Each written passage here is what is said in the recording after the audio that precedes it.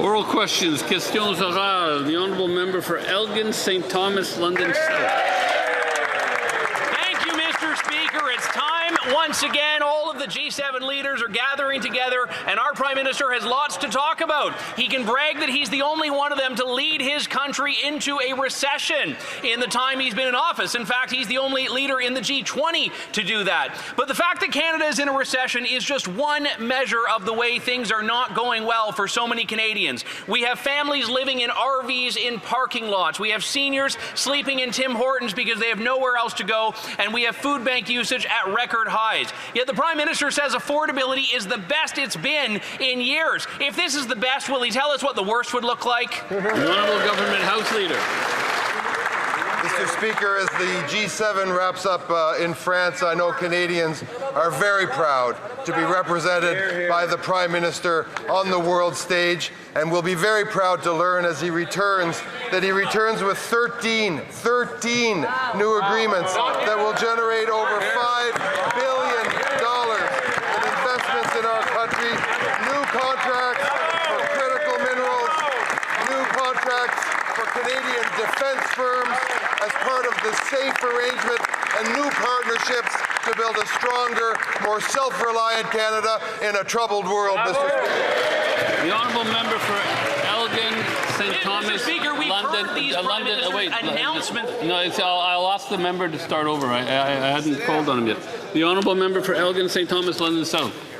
Thank you, Mr. Speaker. We've heard the Prime Minister's announcements before. What we haven't seen is real action. Again, this Prime Minister has traveled around the world and failed to deliver a single new free trade agreement while Canadians suffer. And even their so-called surveillance pricing announcement yesterday won't even be in effect until at least 2028, meaning yet another announcement that's not delivering results for Canadians. Of those food bank users in Canada, 2.2 million in a single month last year, 1/3 are children. When will the Prime Minister reverse course and stop driving Canadians into the food banks? The Honourable Minister of Finance. While the Conservatives are busy making videos, our Prime Minister is busy bringing deals, Mr. Speaker. You heard it, 13 deals, $5 billion, Mr. Speaker. That's what leadership is about. That's what Canada and the world is about, Mr. Speaker. We're busy building the strongest economy in the G7. We have exports which are going to overseas market. We're attracting a record level of foreign direct investment. Mr. Speaker, every day is a good day to fight for Canadians.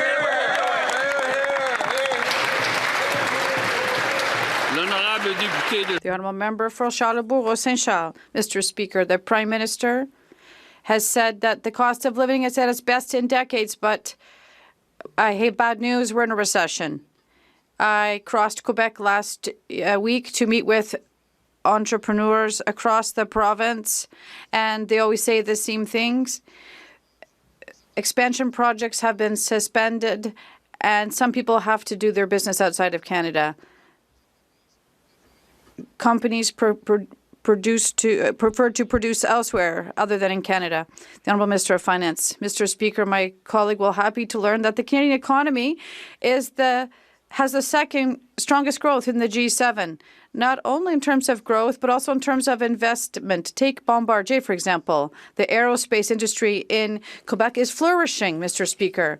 We are always going to be there to defend our sectors and our workers. We're going to build the most resilient economy in the G7 together, and I hope one day the Conservatives will congratulate entrepreneurs, workers, and companies. On this side of the House, we'll do that every day. The Honourable Member for Charlesbourg-Saint-Charles. Mr. Speaker, I think the Finance Minister isn't looking at the same reality as we are. What we've noticed, things aren't working at all, and it has been revealed that 60% of Canadians are feeling financial anxiety, and entrepreneurs as well. They've stopped investing, and companies in the U.S. are sending their business elsewhere. Jobs are lost in Canada. Everything is ground to a halt. Why doesn't he understand that? The Honourable Minister. Mr. Speaker, the Conservatives always talk down the Canadian economy, but we are proud to talk and to have the most qualified workers in the world, to have maritime aerospace industries that are strong and proud to have abundant energy sources, renewable energy, nuclear energy, Mr. Speaker, and we're the only G7 country that has a free trade deal with all the other G7 countries. We are going to support our entrepreneurs, our workers, and we're proud of the Canadian economy. The honourable member for Vaughan Woodbridge. The Prime Minister said affordability is the best it's been in a decade, but full-time workers are living in RVs and trailers because they can't afford a home. Families are spending over 120% of their income on rent and food alone. People are even skipping surgeries and other major life events just to survive. The Liberals' inflationary spending, red tape, and anti-development policies created this recession and cost of living crisis. It's not global forces, it's Liberal choices. When will the Prime Minister reverse his costly policies that caused this crisis so Canadians can afford to live again? The Honourable Minister of Jobs and Families. Mr. Speaker, the real question is, when will the Conservatives stop voting against the very constituents they claim to stand up and support? Here in Ontario, for example, a family can be saving up to $13,000 per child per year in early learning and childcare fees, Mr. Speaker, something that helps people ensure that they can get to work and keep those good-paying jobs that these guys keep talking about. But they obviously don't understand how an economy works. On this side, we're doing everything we can to make sure that families, that workers, that people that are struggling, that people that are entering the workforce have the supports to build this economy strong. Maybe they should get on board. The honourable member for Vaughan Woodbridge. Mr. Speaker, you can't make this up. The Prime Minister says affordability is the best it's been in a decade. Then ministers in this House rise and take credit for programs they implemented to address all the damage that they caused. Their promised surveillance pricing legislation to lower grocery costs won't even take effect before 2028. While millions of Canadians cannot afford to eat, the Prime Minister spent nearly $1 million on in-flight catering and on all of that on the taxpayers' dime. So when will this Prime Minister stop making Canadians pay for a crisis he built, a recession he caused, and a dinner he put it on their tab? Here, here, here. The Honourable Minister of Energy and Natural Resources. Mr. Speaker, well, I know the member across doesn't want to help us build Canada, but let's talk about who does want to help us build Canada. Because today we announced $5 billion in new investment from Japan, who wants to help us build. Italy, who wants to help us build. Denmark, who wants to help us build. Germany, who wants to help us build. The Netherlands, who wants to help us build. France, who wants to help us build. Portugal, who wants to help us build. Why don't they try and help build?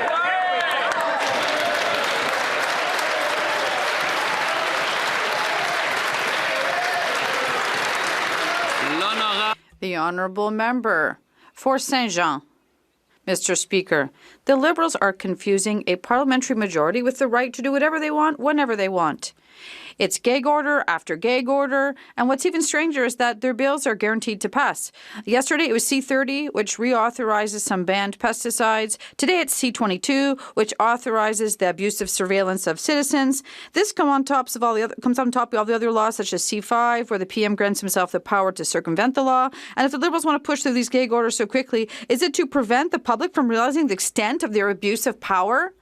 The Honourable Minister of Finance. Mr. Speaker, what Quebecers and Canadians have noticed is that we have a lot of things to do. And I'm happy to talk about this bill, C-30, which will help families and workers. And there are important measures to advance the Canadian economy. And I'm convinced that the Bloc should want to participate in building a prosperous Quebec. On this side of the House, we'll always stand up, work, and advance our country's economy and that of Quebec together. The honourable member for Saint-Jean.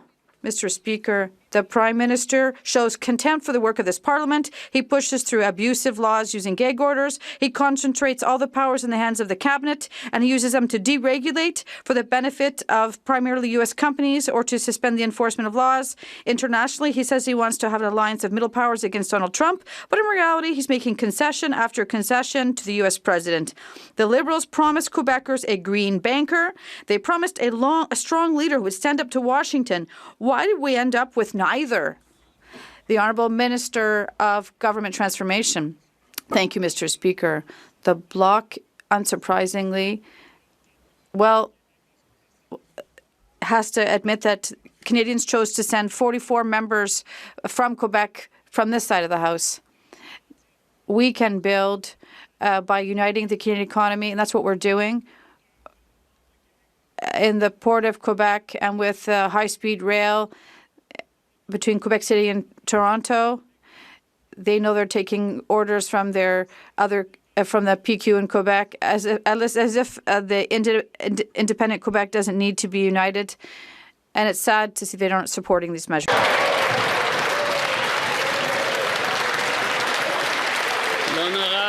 The honourable member for Beauharnais, Salaberry, Solange, Huntington.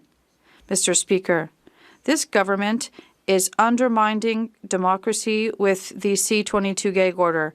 They have a majority, but integrity demands that they don't rush through a bill without proper scrutiny that authorizes the surveillance of citizens, the seizure of data without a warrant, and the tracking of cell phones. What's more, they've taken this odious gag order so far as to include a retroactive deadline for submitting amendments. And funny enough, it's exactly when their own members submitted theirs. This is absolutely reprehensible, and it is when are they going to end this authoritarian overreach? Mr. Speaker, the Bloc Québécois should know that Quebecers are also concerned by crime, coercion, pornography, child pornography, and for quite some time, law enforcement, police officers in our cities in Quebec have been asking us for the necessary tools to apprehend and stop this type of criminal. The Bloc is against these measures, but the government is convinced we are going to fight crime in Quebec and elsewhere. From Mission, Matsqui, Abbotsford. Thank you, Mr. Speaker. On this side of the House, we're incredibly worried. Statistics Canada reported on May 29th that business capital investment fell 0.7% in the first quarter of 2026, the fifth consecutive quarterly decline. After years of policies that have left small business owners struggling, will these Liberals reverse their policies so businesses can get ahead? The Honourable Minister of Energy. Well, Mr. Speaker, the Minister of Finance isn't the only person with good news. The Prime Minister today announced $5 billion of new investment in this country. From Japan, from Italy, from Denmark, from Germany, from the Netherlands, from France, from Portugal. We're focused on bringing capital to this country, investment into this country to create jobs. They're focused on talking down Canada, Mr. Speaker. Mission Matsqui, Abbotsford. Well, Mr. Speaker, the Liberal member from Eglinton Lawrence badgered the CFIB to why his own government's policies weren't reaching Canadian small businesses. CFIB says 3 in 4 entrepreneurs don't feel supported by this government, and many wouldn't start a business today. Why won't this government lower costs and give small businesses a real chance to compete so we don't continue losing capital to other countries? The Honourable Minister for Women, Gender Equality, Small Business and Tourism. Mr. Speaker, small business investment is up by 10%. And the first thing our government did in terms of action is bring down federal trade barriers across provinces and territories so small business goods can flow across the country. We're also diversifying trade, Mr. Speaker, making sure that we're able to secure investment. You've heard many reference today. You know who's going to benefit from that, Mr. Speaker? Small and medium-sized enterprises. And through our Buy Canadian policy, federal procurement opportunities are going to be opened up so that small and medium-sized enterprises can take advantage of this. And we've invested $60 million through a small and medium procurement program, and that will help ensure that we can secure these. The honourable member for Beauce. Mr. Speaker, entrepreneurs are once again forgotten by this Liberal government. The government needs to stand up for our companies, and for 10 years, Liberal policies have been dragging us down. Canada can't have a strong economy if our small and medium-sized businesses aren't investing here. Does the government realize that it is the main obstacle to investment in Canada? The Honourable Parliamentary Secretary of State. Mr. Speaker, in taxes and public finance, we have learned that Canada is resilient in these respects in spite of everything. Quebec is deeply affected by the trade war with the U.S., but we have managed to pivot. We have managed to replace our exports to the U.S. with exports to other European countries, and it's the same thing for Quebec. So our companies have taken charge. They have taken advantage of the opportunities we've given them, and this is good news, Mr. Speaker. The honourable member for Beauce. Mr. Speaker, according to the CFIB, 4 out of 10 businesses say that economic and political uncertainty are making it difficult to do business in this country.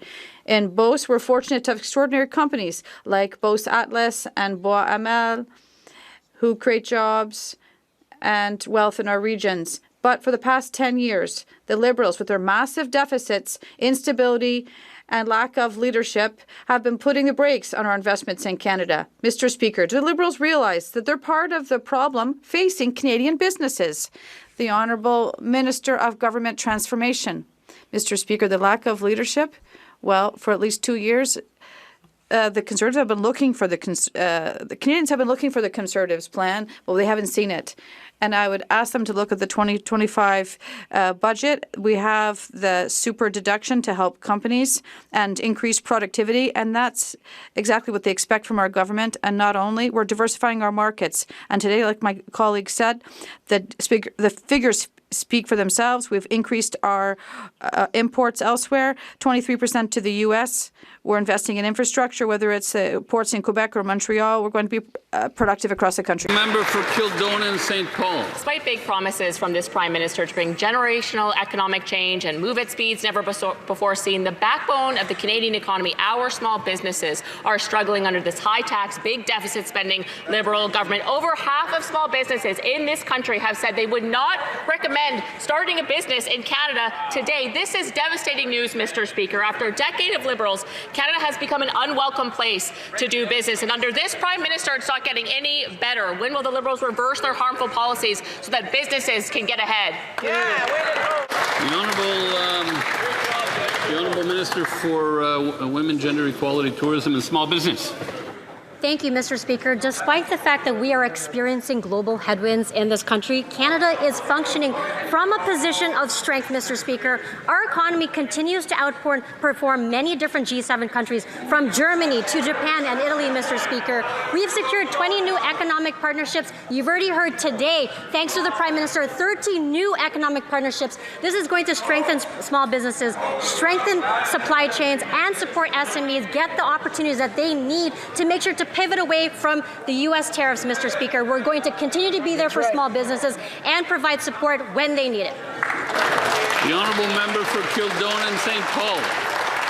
Position of strength, she said. According to Statistics Canada, business capital investment has declined for 5 quarters in a row, Mr. Speaker. Entrepreneurship is at a 25-year low, and we're now in a recession. These are the devastating results under this Liberal Prime Minister. This is his record, Mr. Speaker, and Canadians are the ones that are having to suffer the consequences. When are they going to realize that it's Liberal economic policies that are sending people to food banks, causing job losses, and driving this country into a recession? That's on them, Mr. Speaker. The Honourable Parliamentary Secretary to the Minister of Industry. Thank you, Mr. Speaker. We know that small businesses do well when consumer spending is up, and that's why we've made investments like Canada Groceries and Essentials Benefit. Wages are increasing faster than inflation, and we've cut taxes through measures like the super productivity deduction to make it easier for businesses to invest. So we are taking the right approaches during this time of tariffs, which we never hear about on the other side. We're making investments in small businesses and the people who spend money with small businesses. Thank you, Mr. Speaker.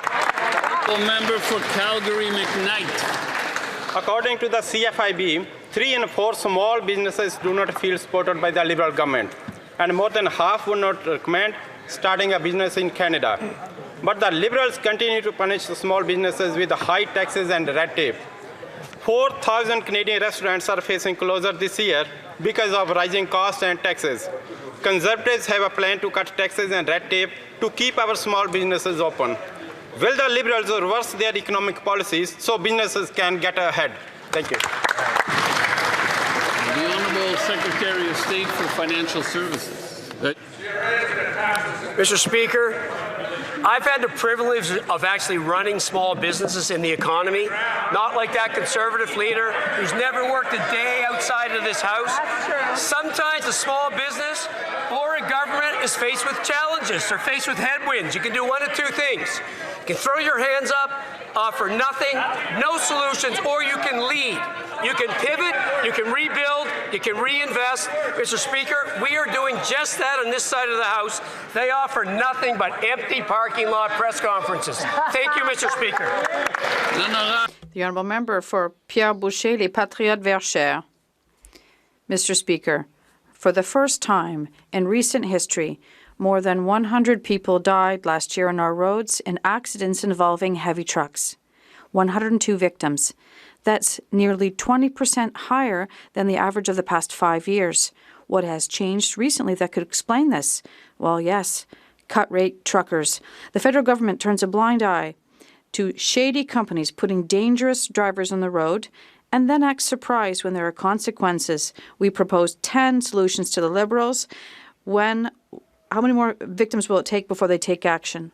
The Honourable Government House Leader, road safety is obviously a shared jurisdiction, and I'm proud to say that the federal government has showed up and has provided part of the solution. We are going to remove special treatment with CRA for these companies, and we are going to ensure that these companies don't exist, that they're legitimate. We're also sending inspectors to make sure that the labor code is enforced. Now it's up to the provinces and police authorities to ensure the safety. The honourable member for Pierre Boucher, Les Patriotes Verchères. Mr. Speaker, let's look at the past few weeks. The chair of the Transport Committee was the guest of honour at the CTOA, a lobby that advocates for the low-cost drivers. The Liberals forced the committee to meet behind closed doors to prevent us from discussing this topic, and CTOA members donated $100,000 to the Liberals, including more than $20,000 from a company in the committee chair's writing. Then this week, the Liberals blocked another investigation by the Ethics Committee into ties between the CTOA and the Liberal Party. Why are they protecting their donor friends instead of protecting the public? The Honourable Minister. Mr. Speaker, I would like to repeat that the government has taken action and shown up, and this is confirmed by the trucking associations across the country, particularly in Quebec, Mr. Speaker. It is shared jurisdiction, and we don't employ road surveillance. Quebec has to continue to do its work. There will be inspections, and we have to ensure that driver certification is done correctly and valid. These are examples of shared jurisdiction, but the federal government, Canadian government, has shown up. The honourable member for Richmond-Arthabaska. Thank you, Mr. Speaker. We're nearing the end of the parliamentary session, and we're returning to our communities. But the Prime Minister has stated that the cost of living is at its best in decades. But the truth is that the country's in a recession. The truth is Canadians know this. And what they know is that grocery prices have skyrocketed and our food banks are overflowing. And they know that rents are affordable as July 1st approaches.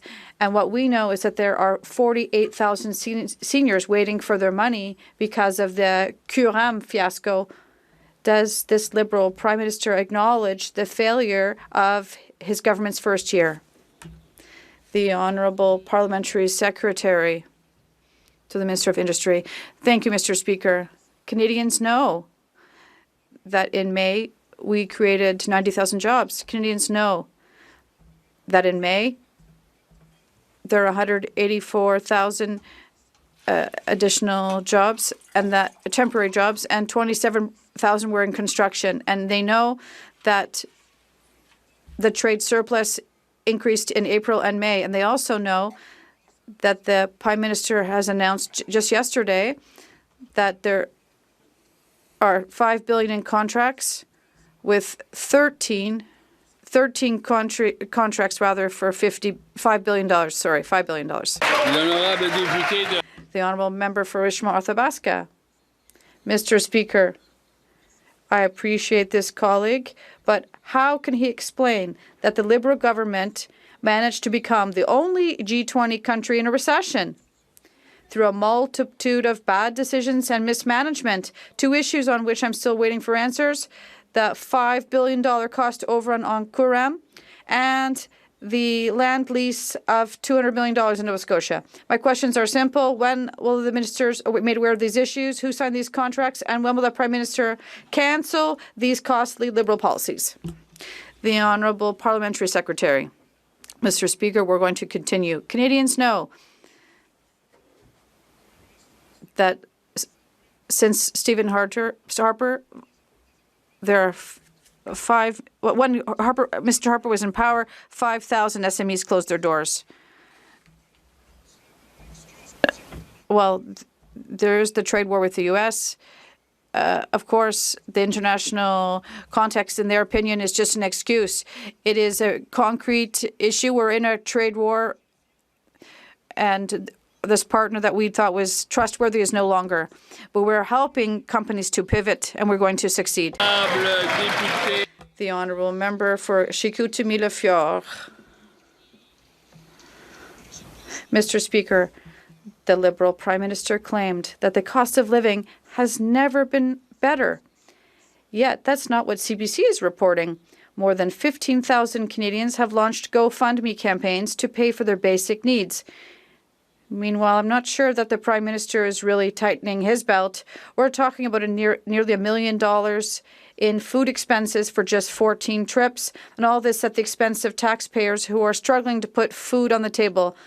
Will the Prime Minister cancel these inflationary expenses to help Canadian families put food on the table? Mr. Speaker, here we are at near the end of this parliamentary session, but there's still a mystery. What is inflationary spending? Is it health care, dental care? Is it the CCB? Is it the full school food program? The Conservatives keep on talking about inflationary spending, but they're not able to identify what it is. What is inflationary spending for them? The honourable member for New Tecumseh, Gwillimbury. Mr. Speaker, we know Liberals are used to stepping over panhandlers shaking their coffee cups on the street, and now they can just scroll past online.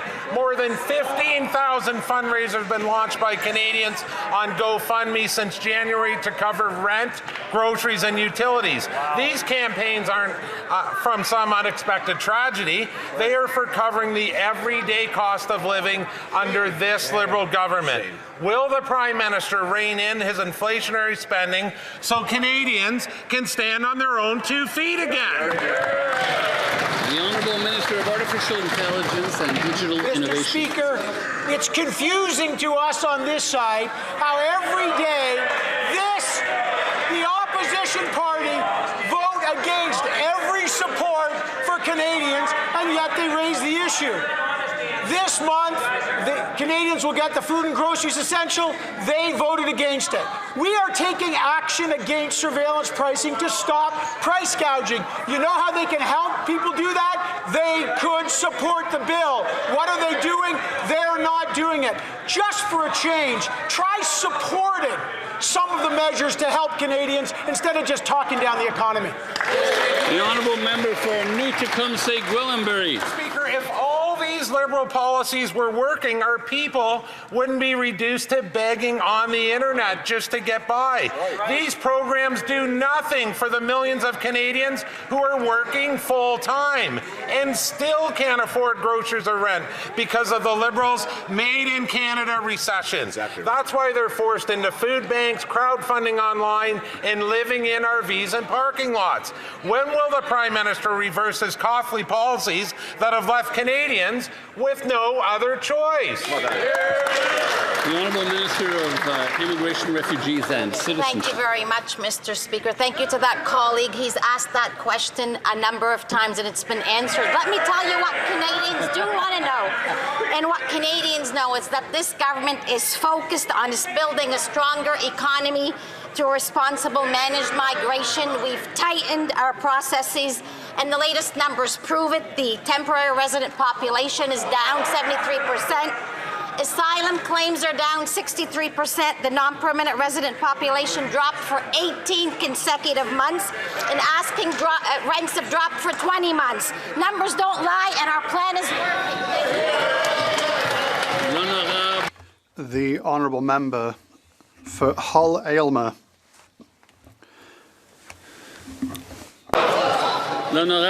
The honourable member for Hull Aylmer has the floor. Mr. Speaker, Canada is one of the world's largest food producers. However, too much of our food production is processed elsewhere, and too many Canadians still rely on high-priced imports. Canadian farmers and producers deserve more options for selling their produce, and Canadians deserve more choice in where they buy their food. Could the Minister for Finance inform this House on how Canada's first ever National Food Security Strategy will help us produce and process more food right here in Canada, thereby putting more Canadian food on our plates and more money in Canadians' pockets? The Honourable Minister for Finance. Mr. Speaker, first of all, I would like to commend the Honourable Member for Hull Aylmer's question and to commend him for his leadership, and my colleagues agree. He's right. Last week, our government announced our National Food Security Strategy because we know, Mr. Speaker, that food security is at the heart of Canadians' priorities. There are measures that will make everyone happy, even the Conservatives. $1 billion for food infrastructure, terminals and distribution centres, $750 million to ensure Canadians have access to more fresh, homegrown fruit and vegetables all year round, and measures to increase competition in the grocery sector, Mr. Speaker. The Honourable Member for Middlesex, London. The Prime Minister is the only G7 leader, and Canada is the only G20 country that's currently in a recession. Full-time workers are living in RVs because they can't afford homes. Families are spending over 120% of their income on food and rent. And 2 in 5 Canadians are struggling to put food on the tables, all while a record 2.2 million Canadians are having to rely on food banks. The recession is not global forces. It's liberal choices. So will the Prime Minister reverse his costly policies so that Canadians can afford to live? Hear, hear. The Honourable Parliamentary Secretary. This member spent a half hour in a video going after Tim Hortons for converting to paper lids, Mr. Speaker. Paper lids. That's her contribution to this discussion. The focus of this government, she talks about liberal policies.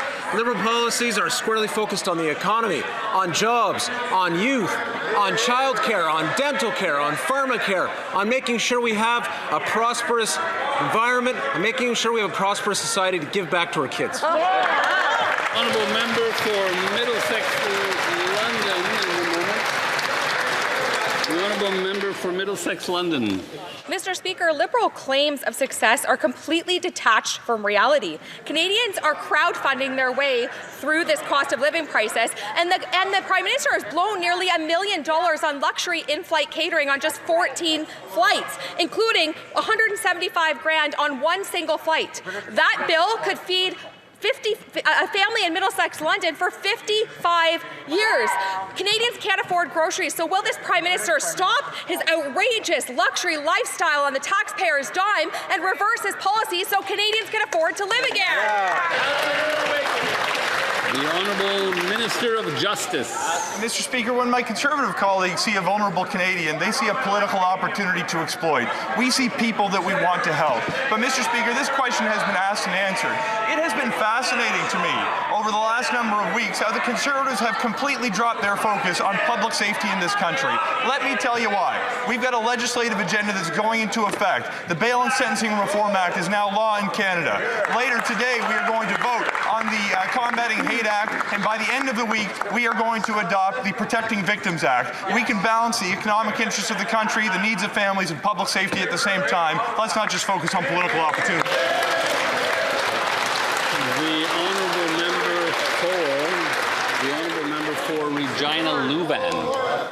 The Prime Minister said affordability is the best it's been in decades, but in reality, 38% of Canadians face food insecurity. 1 of 5 saying all food in the home was eaten and there's no money left to buy anymore.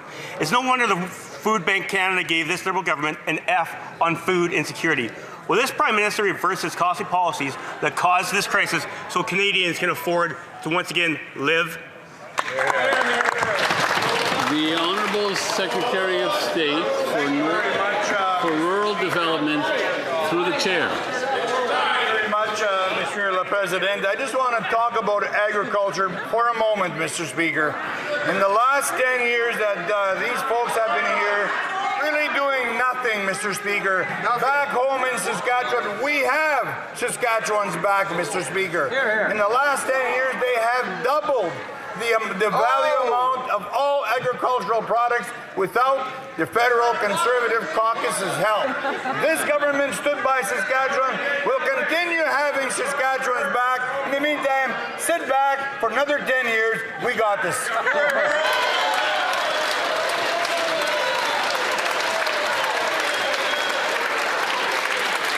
The honourable member for Regina Louvain. This member from northern Saskatchewan is the biggest embarrassment to come out of Saskatchewan since the Riders lost the Grey Cup for too many men on the field. Let me do a list of what this guy has actually delivered. He canceled the snowbirds. He shuttered 2 agriculture research stations. He never delivered money for the RCMP Museum in Regina. So my question for this member is, if this Liberal government is doing so great, why are Canadians struggling so much?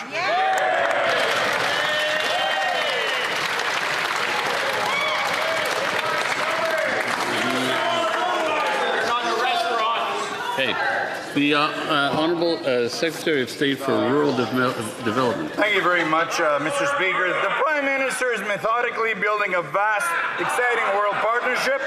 This front bench is dealing with some very tough issues around trade wars and international conflicts. This caucus is doing the work to assist in every way possible.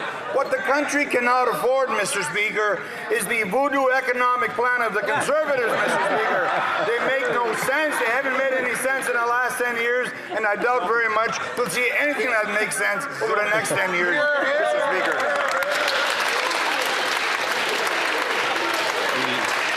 The honourable member for Terra Nova, the Peninsula. Mr. Speaker, I read a news article yesterday saying that there are asylum seekers, claimants from St. Pierre, Miquelon, entering Canada through my part of the island. Are people coming from France, a G7 ally, really seeking asylum in Canada? Are these even legitimate asylum claims, or folks just trying to navigate the globe to take advantage of our system? To the immigration minister, if these are legitimate asylum seekers, why are they seeking asylum in Newfoundland and Labrador rather than St. Pierre, Miquelon, where they landed? The Honourable Minister of Immigration, Refugees and Citizenship. Merci beaucoup, Monsieur le Président. Bonne nouvelle. Thank you, Mr. Speaker. A great news. This is what Canadians have to know. First of all, our plan is ready for a sustainable and responsible immigration. Number of non-permanent residents have gone down. We continue to attract talent, qualified talent, and we are also bringing in construction workers, engineers, healthcare workers. The numbers show that our plan is working. Member for Terra Nova, the Peninsula. I don't even think St. Pierre was mentioned in that answer, and I don't think that answer is very good to the next generation or very comforting to the next generation. I mean, critical minerals, for example, in this country is critical to this country's development and future, and it seems that this Liberal government claims spending of millions of dollars in hard-to-reach places that require huge construction of roads, ports, and highways. If these are national building projects, why don't this government invest in critical minerals in Newfoundland and Labrador, where, including in Port Hope Simpson, that is already at Tidewater, already has highways, already has the infrastructure and everything needed to succeed? The Honourable Minister of Energy. Mr. Speaker, he talks about critical minerals. Well, good news. Good news. Today we found 13 new projects to invest in critical minerals for $5 billion invested in Canada in critical minerals from 7 different allied countries, Mr. Speaker. Maybe they should watch the news sometime. The Honourable Member for Riding Mountain.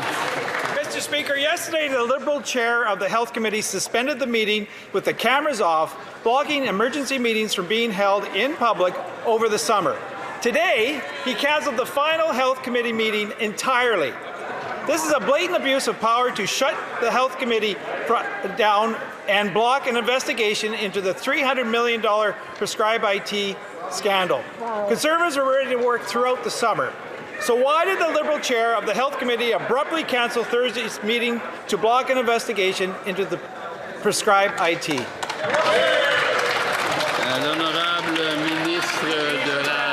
The Honourable Minister for Health. Thank you, Mr. Speaker. I will once again respond for the 50th time that we have blocked absolutely nothing when it comes to the committee's work. The Conservatives once again want to just filibuster, and what I must say as well, Mr. Speaker, I'd like to take the opportunity to thank the members of the committee for their work. It's not easy, and I wish them an excellent summer. Honourable Member for Kitchener South Hespeler. You don't answer questions. Speaker, Canadians know a cover-up when they hear one. That was a cover-up. They turned the cameras off on a scheduled meeting about the $300 million prescribed IT scandal. They canceled tomorrow's meeting so that they can continue to cover it up. Can they offer some fig leaf of an explanation to the Canadians? Why are they playing these dirty tricks if it's not a cover-up? The Honourable Minister for Health. Thank you, Mr. Speaker. I don't know how it can be a cover-up because they've been asking the same questions for a month on these various subjects, and so the public is aware. We are not blocking anything. Thank you. Je ne pose pas de questions. The Honourable Member for Similkameen South Okanagan West Kootenay. Mr. Chair, we need to hear from the chair of the Health Committee why he cancelled tomorrow's meeting. You bet. Hundreds of millions of healthcare dollars remain unaccounted for in the $300 million prescribed IT scandal. Why? Because Liberal MPs keep turning off the cameras at the Health Committee. They turned off the cameras again yesterday, and Canadians won't know what was said there for 30 years. Wow. Will the chair of the Health Committee tell Canadians today why he cancelled tomorrow's meeting, blocking Parliament from investigating prescribed IT? The Honourable Government House Leader. Mr. Speaker, as that member knows, and the Health Minister has answered as she...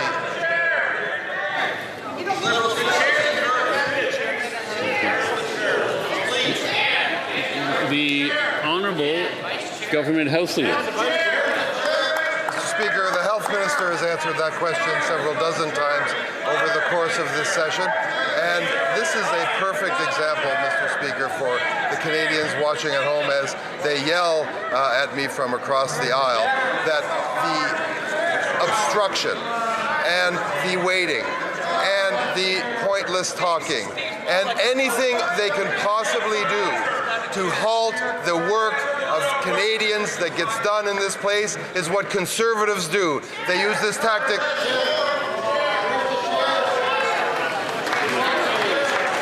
The Honourable Member for Mississauga Centre. Mr. Speaker, young Canadians are eager to work, gain experience, and build their careers. Whether it's a summer position, an internship, or their first step into the workforce, landing that first job can make all the difference. Can the Minister of Jobs and Families update the House on how our government is connecting young Canadians with employers and creating opportunities for them to succeed? The Honourable Minister of Jobs and Families. Well, thank you very much. much, Mr. Speaker, to that member for his constant advocacy for opportunities for youth. We're proud on this side of the bench to have so many young representatives here in the government benches, and we're very eager to work with them to ensure that youth have the best opportunity to succeed. In fact, this year there's 100,000 Canada Summer jobs across the country, Mr. Speaker, in every riding in this country, Conservative, Liberal, NDP, Green. It doesn't matter, Mr. Speaker, because youth all across this country have an opportunity to get that first job, those great skills, and those connections in the workforce. The honourable member for Kamloops, Thompson Nicola. Collaboratively. That is the word used by the Minister of Public Safety as to how he would work with Conservatives on Bill C-22 amendments. And yet, the government is insisting on using its manufactured majority to now ram this bill through Parliament. Make no mistake, Conservatives want to put the bad folks in jail. We will pass Part 1 swiftly, but Canadians have questions, experts have questions, and we think those questions should be answered on Part 2. So why is this Liberal government insistent on ramming Bill C-22 and Part 2 through when we will gladly pass Part 1 swiftly? The Honourable Secretary of State for Combating Crime. Mr. Speaker, Canadians have questions. Victims have questions. The police chiefs have questions as to why it's taken so long for C-22, which was originally C-2, to get through the legislative process. Why was that? Mr. Speaker, every day that we wait, more and more victims are created in Canada. Take, for example, the shootings at the synagogues that have just happened recently. Those shooters were paid for hired by a foreign entity, Mr. Speaker, in our country, online. Had we been able to find those shooters sooner, there would be less victims, Mr. Speaker. That's right. The honourable member for Oshawa. Mr. Speaker, Conservatives support giving law enforcement the effective lawful access tools they need for investigating serious crimes and pursuing criminals. But expert after expert has been sounding the alarm. Bill C-22 risks creating a surveillance state, more government control without accountability. If this bill is as good as the government claims, why are the Liberals using their manufactured majority to silence opposition, ram this overreaching law through Parliament, instead of working with opposition parties to get it right? Here, here. The Honourable Secretary of State. Mr. Speaker, where are the Conservatives that used to care about protecting Canadians? Not in this House, Mr. Speaker. It is the government that has committed to protecting Canadians through our various bills that we have progressed through this House. C-16, Mr. Speaker, that protects children from child predators. And guess what, Mr. Speaker? The Conservatives voted against it. It's an all-time low, Mr. Speaker. Member for Parkland. Mr. Speaker, Conservatives will take no lessons from these Liberals on tough on crime policies. After 10 years of these Liberals, violent crime in this country has gone up 55%. And what did this Liberal government do? They brought bail, not jail, for repeat violent offenders. They gutted mandatory minimums. Canadians want to give law enforcement the tools they need to catch the bad guys and put them behind bars. But what they don't want to see is government overreach adding surveillance on law-abiding Canadians. Yeah. Conservatives support getting Part 1 of C-22 passed swiftly, but we need changes to protect Canadians' privacy. Instead of listening, these Liberals are forcing this through with no further scrutiny. The Honourable Minister of Justice.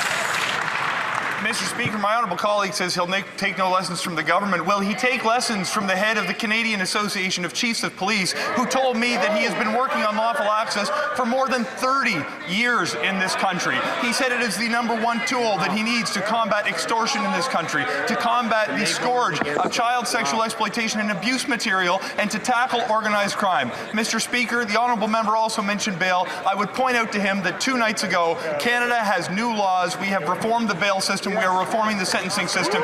We are implementing a public safety agenda that has not been seen in generations.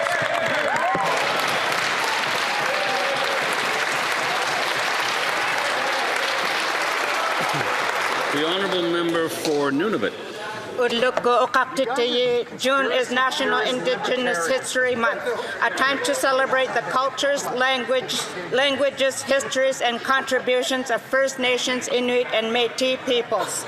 As we continue the work of reconciliation with the Minister of Northern and Arctic Affairs, show how Indigenous leadership and partnership are helping advance economic opportunity and prosperity across the North. Minister of Northern and Arctic Affairs.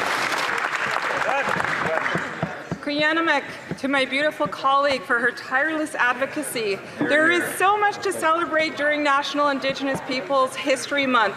For the first time in history, 2 First Nation female ministers in cabinet, a growing Indigenous caucus, opportunities to move beyond community benefit agreements to revenue sharing with Indigenous people through major projects.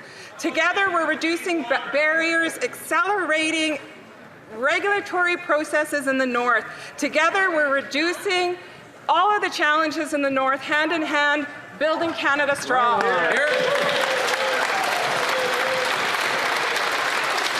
honourable member for York Centre. Part 2 of C-22 will force providers to retain the metadata of all Canadians. Liberals say the data is no different than the phone book, but the phone book didn't log every phone call in every location of every Canadian for the last 12 months.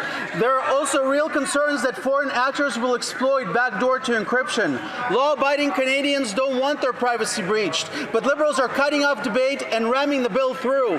Part 2 is not ready to be passed into law, so will the Liberals work with us to pass Part 1 of Bill C-22, but pause on Part 2 to allow us to fix the bulk of this bill?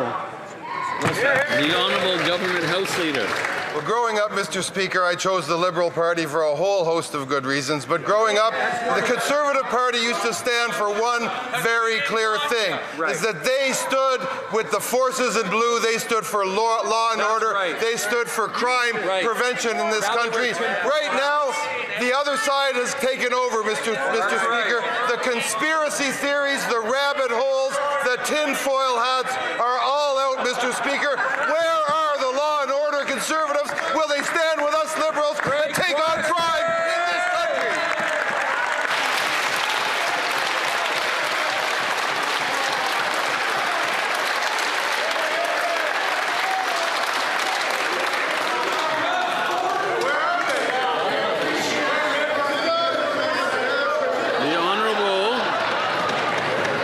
One more question, we can make it. The Honourable Member for Winnipeg Centre. Mr. Speaker, the Minister tabled Bill C-37 yesterday, yet its definition of First Nations lands is limited to reserve lands under Section 9124 of the BNA Act. While the bill repeatedly references UNDRIP's application, it appears restricted to reserves. Indigenous peoples have rights that extend beyond reserve boundaries into their traditional territories. Can the minister confirm that UNDRIP, including Article 25, applies throughout Indigenous peoples' traditional territories and not just on reserve? Yes or no? You're here. The Honourable Minister of Indigenous Services.